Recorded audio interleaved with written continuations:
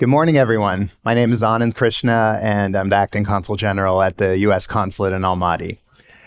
Before I became a diplomat, I used to be a psychologist. I did my graduate work in cognitive psychology and learning and memory. And I used to be a college professor teaching students about how they can learn and remember better. So today I want to talk to you a little bit about how you can be more successful as students and in life using lessons both from my diplomatic career as well as my time as a university professor.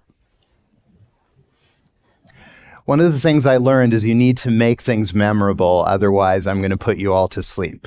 So I'm going to be quick. I'm going to try to give you a few things to remember and take away. And trying to group it together, I'll talk about it as the 5 Bs. So number 1, be curious, not judgmental. If you've seen the TV show Ted Lasso, you might recognize this idea, but I think the idea is both fun in the show and in general. Now, what do I mean by this? Now, how many of you have seen this photo before on the internet? So many of you. My question, whether you've seen it or not, what color is the dress?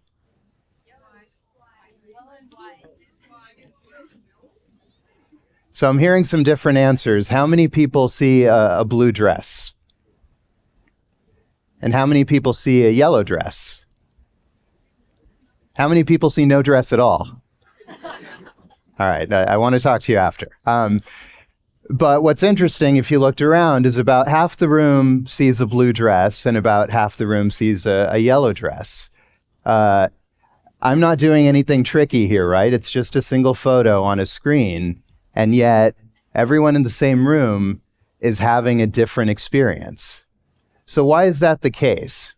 Now, interestingly, we think that we see the world as it is, but we really don't. The way the brain works, the way our senses work, we use previous experience to help us make sense of what's out there.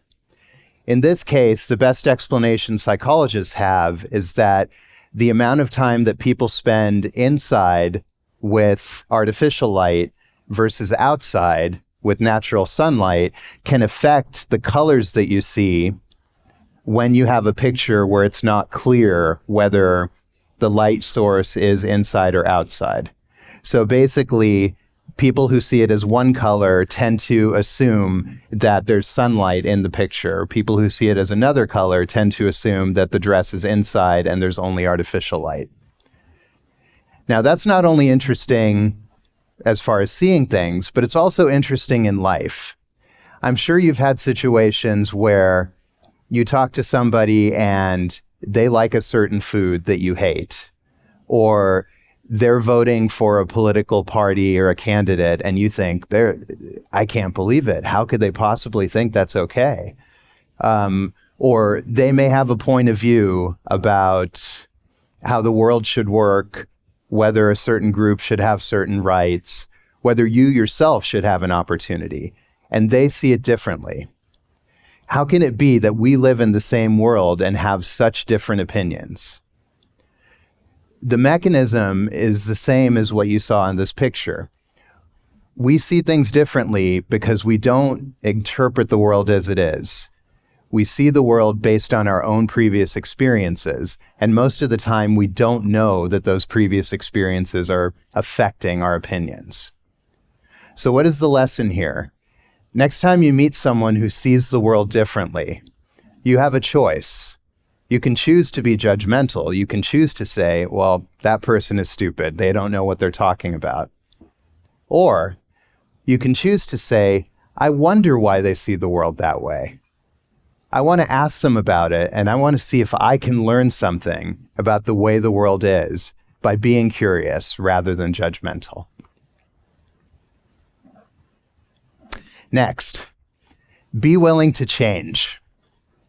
I'm sure when you were 10 years old, you had a dream job. What is it that you want to do when you grow up? And now that you're around 20, you have a dream job that's probably a little bit different.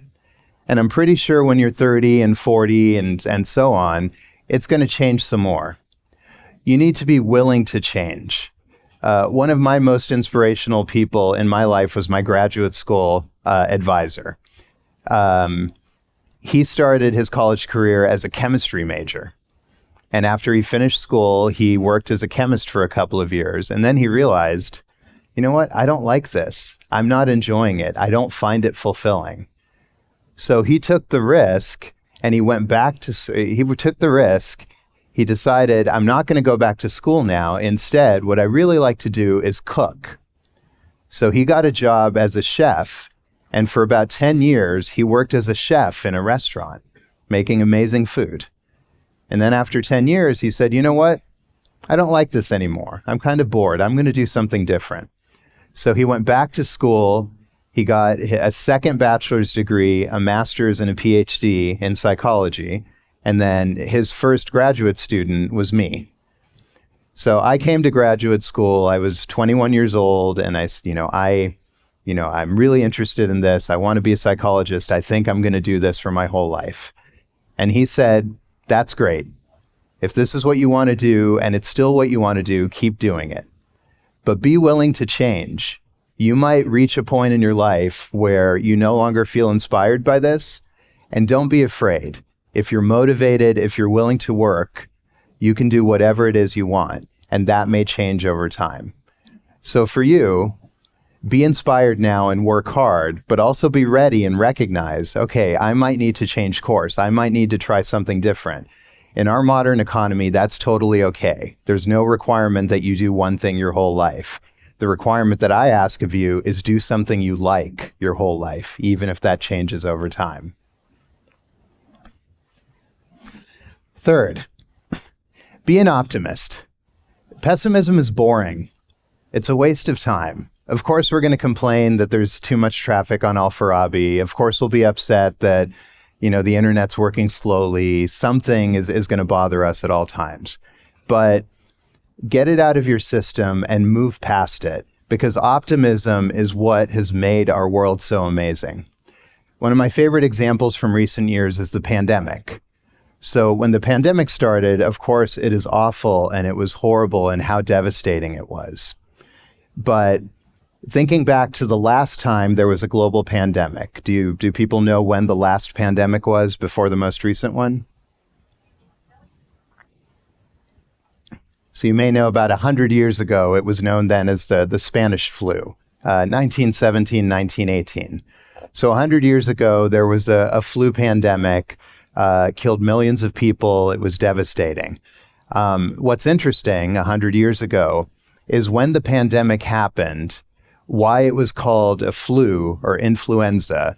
The word influenza comes from Italian and it means influence.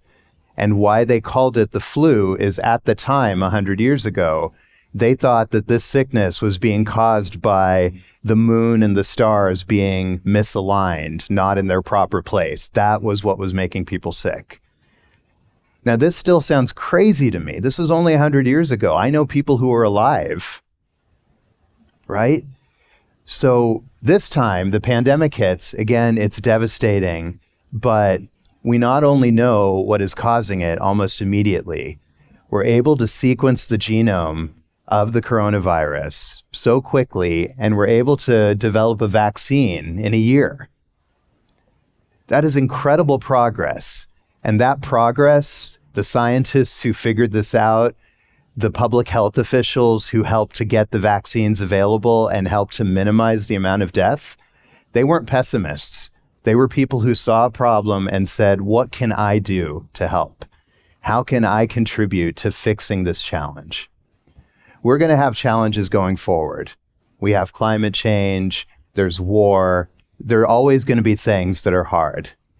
We have the choice, and you have to make that choice. Be an optimist and think about what you can do to make it better. Number 4, be more efficient. There's so much we can do, but there's only so much time. So here's where I want to share a couple of lessons from my previous work in learning and memory. 3 quick tips on how you can learn and remember things better. 1, the way memory works is not by just repeating things over and over again, but rather it's by connecting it to things that you already know. If you want to learn something new, the best way to make it stick so that you can remember it later is to associate it with something that you already have. So a random historical question.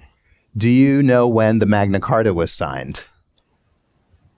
Does anyone know? Do you know what the Magna Carta is? So the Magna Carta, this is a random historical question. It was a document signed in England that essentially is the basis for democratic constitutions. It was an idea that there needs to be an agreement between the citizens and the government. The Magna Carta was signed in the year 1215, a long time ago. In the United States, in England, and in many places, students struggle to remember 1215 because it's a random date.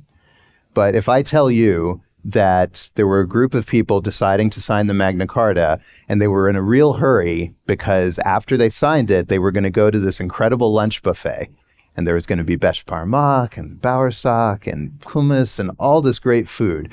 So picture all these people in England with their crazy wigs saying, we want to protect the rights of people.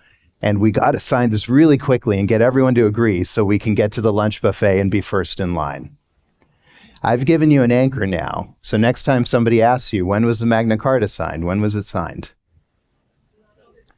1215. Making an association, you'll forever remember Magna Carta with lunchtime because you have an image, you have something that you already know, and you've connected new information. When you try to learn new information, connect it that way. The other key tip with memory that I want to give you is spaced practice. If you have 20 minutes to study, you're far better spacing out in 5-minute increments. If you're cramming for a test, you may get through the test, but you're not creating an enduring, long-lasting memory. So as you think about studying, think about where you can study in small pockets. You're on the bus coming to school. You're taking a couple of minutes before you're taking a couple of minutes just in between classes. Those are the best times to refresh your memory. You're going to remember things better if you take that time. And fifth and final, believe in what you do. Find a job that you really enjoy that doesn't feel like a job.